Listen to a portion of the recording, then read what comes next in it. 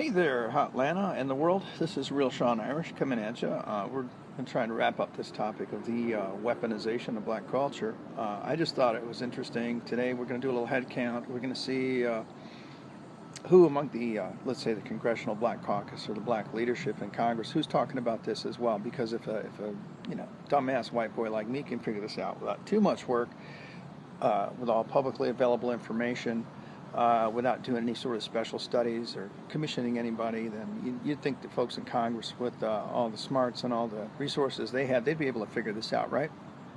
So how about John Lewis? John Lewis, you're mute on this subject?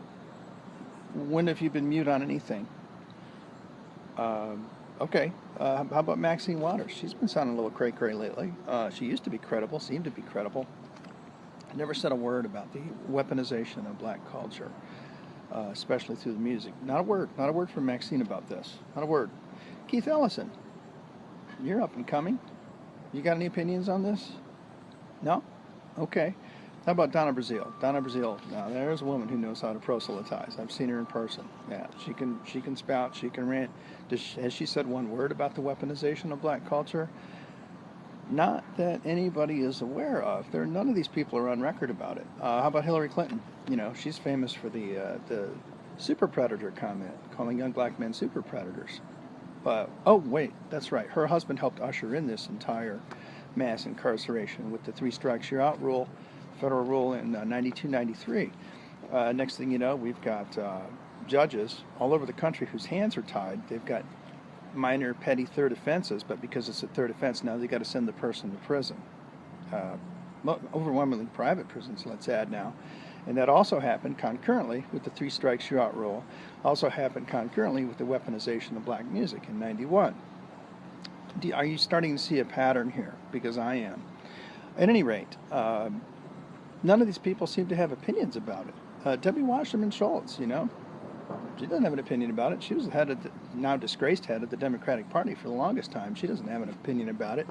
How about Mr. Obama himself, Mr. Drone Bomber, Barack Drone Bomber? Does he have an opinion? No, he doesn't have an opinion about the weaponization of black culture. Not that he'll state publicly. Squandered 8 years. If he did anything for the West End, for the folks here in West End, I didn't see it. I was here pretty much the whole time. Just, you know, that's a big zero, a big goose egg for the black community here, having a black president in D.C. doing nothing for you, basically nothing. I mean, you know, come on. Say what you want about Donald Trump, but black unemployment is at an all-time low now. I mean, Obama couldn't accomplish that. Give me a break. Oh, he inherited Bush's problems. He had 8 years to deal with that, and Trump's only had a year and a half to deal with Obama's mess. And Bush's, because Obama didn't clean up Bush's mess either. He just swept it under the rug. So there you go. That's my take on it. It's just me and Tinky the Wonder Dog. We both think this whole idea, this whole thing about the silence of black leadership, about the weaponization of black culture is very telling. Because first off, it sounds to me, to my uninformed mind, that they're in on it. That they were part of it from the get-go. That this was about re-election. This was about separatist movement, a quiet separatist movement within the U.S. government. This is what the Black Caucus is all about. If you had a white caucus, they'd be called racist in a minute.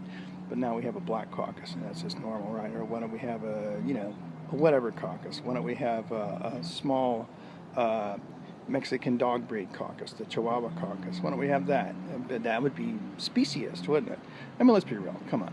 It's all heading into bullshit territory right now. But I think these folks are culpable. If I can figure this out, from down here deep in the hood, they can figure it out from the bowels of Washington, D.C. And I do mean the bowels of Washington, D.C. That place is worse than a swamp. It needs a good flush. Over and out.